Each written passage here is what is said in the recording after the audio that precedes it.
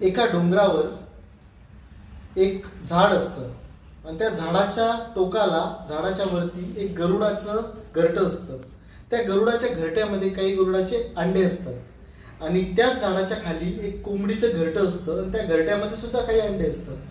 तर होतं असं की वरच्या घरट्यामधून एक अंड कोंबडीच्या घरट्यामध्ये पडून जातं आणि कोंबडीला ते समजत नाही. कोंबडीला असं वाटतं की माझं एखादं अंड मोठं असेल किंवा काही असेल.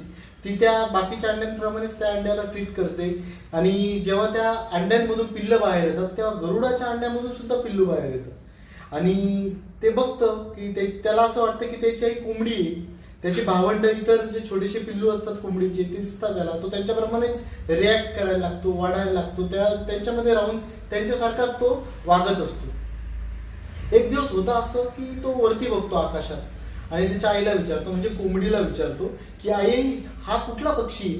त्याची आई सांगते की बेटा तो गरुड आहे, तो खूप उंच उडतो.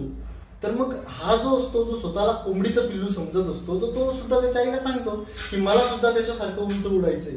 पण त्याची आई म्हणते नाही, गप्प बस, तू एक कोंबडीचं पिल्लू आहेस आणि तू वरती उडू शकत नाही, तू तेवढ्यावरती आपण उडत नाही. मग तो ठीक आहे, तो त्याच्या आईचं ऐकून घेतो आणि त्या कोंबड्यांसारखीच त्याची पूर्ण दिनचर्या करत असतो. जसं दाना घेणं, दाना चोचीने घेणं वगैरे या सगळ्या गोष्टी तो तसंच करत असतो.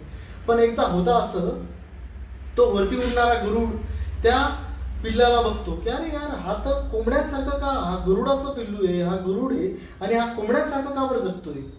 तो त्याच्याकडे जातो आणि त्याला विचारतो की तुला गरुडासारखं माझ्यासारखं उडायचंय का वरती आकाशात.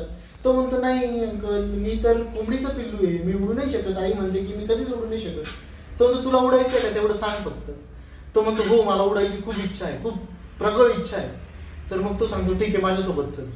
तर तो त्याला एका वरती टोकावरती घेऊन जातो त्या डोंगराच्या आणि तिथे गेल्यावरती त्याला सांगतो तू तुझे डोळे बंद कर. टोकावरती नेल्यानंतर तो जसंही डोळे बंद करतो हा त्याला मागून धक्का देतो आणि हा जेव्हा त्याला धक्का देतो तो खाली पडत असतो आणि पडताना फक्त तो त्याचे पंख उघडतो. तेव्हा त्याला कळतं की तो स्वतः काय आहे.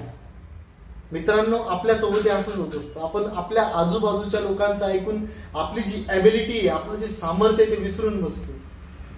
तुम्हाला असंच कोणीतरी तुम्हाला धक्का देण्याची गरज असते काही ठिकाणी.